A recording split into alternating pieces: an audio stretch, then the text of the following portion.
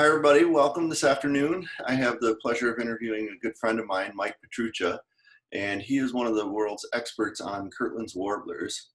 He spent most of his career doing different jobs related to protecting and managing Kirtland's warblers. He worked for the Department of Natural Resources, U.S. Fish and Wildlife Service, and now has a project working with the U.S. Forest Service on Kirtland's warblers. So thanks, Mike, for being here. And I have a few questions for you today. So again, you've had several positions over the years. I highlighted a few of those, but tell me what they were like and what roles you've played as far as the Kirtland's warbler comeback. Well, it started with the U.S. Fish and Wildlife Service right out of college, doing the field supervisor for the brownhead cowbird removal program. And then I did that for 4 years in the springs. And then in the fall, I would work with the Kirtland Warbler color banding team, using color banded Kirtlands for various scientific projects. And from there, I went on to work with the Michigan DNR, evolved in a lot of aspects of Kirtland Warbler, with warbler protection, habitat work, census work. And I also worked a few summers with Ohio State University doing color banding for them as an extension of the earlier color banding project, trying to fill in some holes. And I spent one summer working with an MSU student color banding Kirtlands for her. You know, I've also consulted with various agencies on Kirtland Warbler habitat work and with migration work. Well, that's a lot of different things. I know you did those annual censuses, all different sorts of things. So you started in 1990. This was your first job. You were an MSU Fisheries and Wildlife graduate, and just out of college, you got a job working with the Kirtland's Warbler. Would you mind telling us a little bit about that? Sure. I was in FW 434, which was kind of like a policies class, and they had various people come in and talk about jobs that were available. And there was somebody from the U.S. Fish and Wildlife Service in Lansing there talking, and he'd mentioned a job that was coming up. Well, it started in March, and I just happened to be graduating that year. So I went in for an interview while I was still a student and got the job. And as soon as spring break ended, I started working right after I graduated, which I felt quite fortunate to do. And that was trapping brownhead cowbirds, which are nest parasites.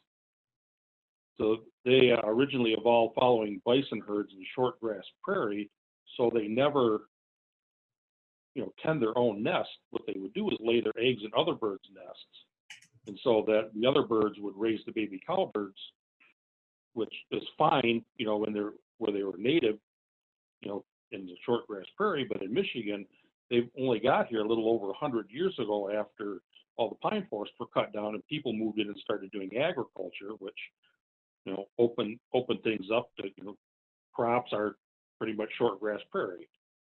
So since the Kirtland had never evolved with the cowbird, it really hit them hard. There was like less than one bird per nest before the cowbird program started. So then after the cowbird program was initiated, then it was like around 4 birds per nest lived long enough to leave the nest. Wow. And then, of course, with the color banding, we put individual color bands on Kirtlands, and they could use those for various projects. There was somebody from the Forest Service for years mapped out territories. And then they could also be used to find out how long Kirtlands were living. Did they come back to the same territory? Mm-hmm. Well, I'm going to put up a graph of Kirtland's warbler population over time, and you can tell us a little bit about what has happened with that population over time. And how your getting involved in the project relates to that timeline. So when I started in 1990, before that, things were pretty much steady from 1971 to 1989 of around 200 or a little more pairs per year.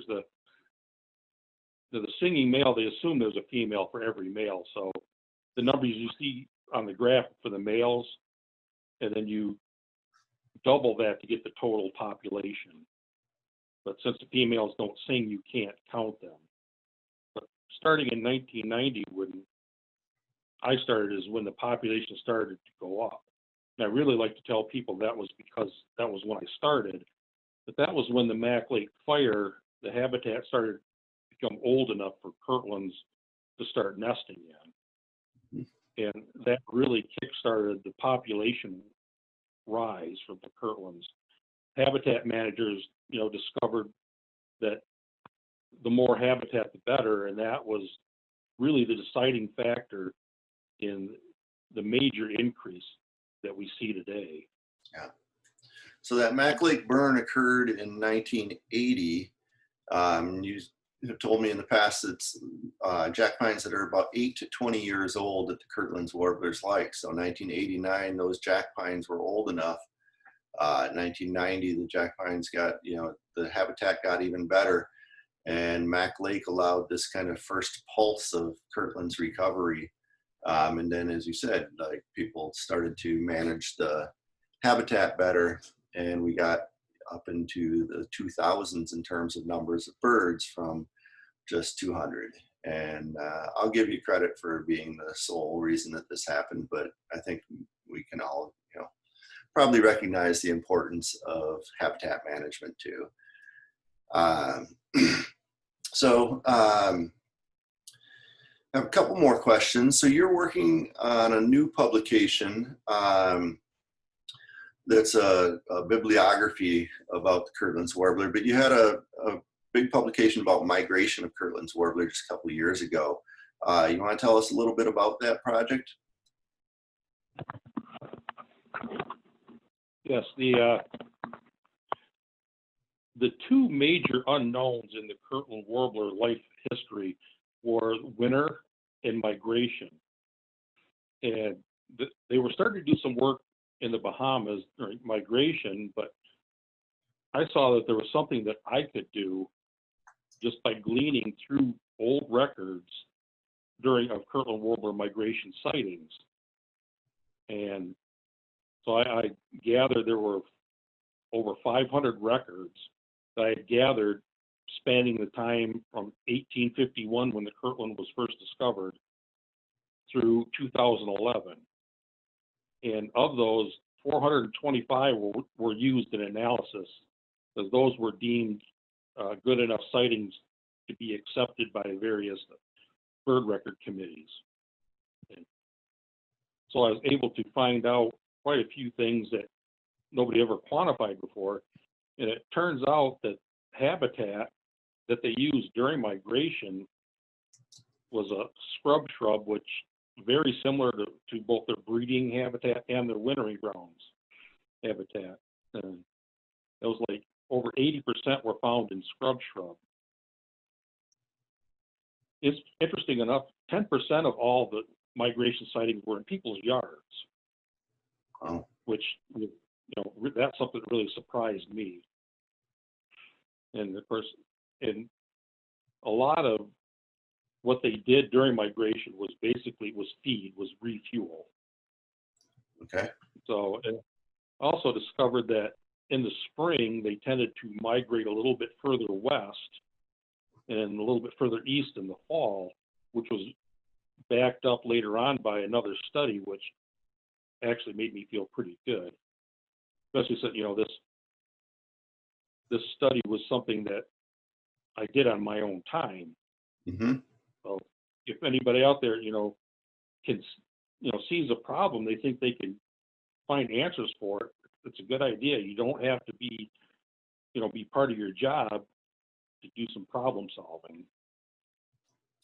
Yeah, that's a great point. You know, that much of what you did with Kirtland's Warbler, some of it was for employment and some of it was volunteer, and it truly, has been your passion in life.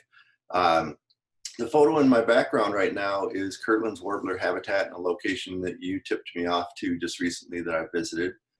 We found a lot of singing males there. As we look toward the future for the Kirtland's Warbler, what do you think is going to be really the most important things in protecting the bird and keeping it from returning to the endangered species list? I think the most important thing will be habitat, maintaining adequate habitat. There's a memorandum of understanding was signed between the major agencies before the bird was delisted to lay out what everybody's responsibilities were going to do, and promise that things will be getting taken care of. And there's one of the major things was an endowment that they're working on, because without the endangered species money, there may be a shortfall for money needed for habitat work or the cowbird trapping. Now, there's an ongoing study right now that's showing like maybe cowbird trapping isn't as important. The cowbird numbers seem to be down. But continuing the habitat work and monitoring the cowbird situation of whether they need to be removed again, and public education is another big, it's like getting the word out to people, why we're doing this.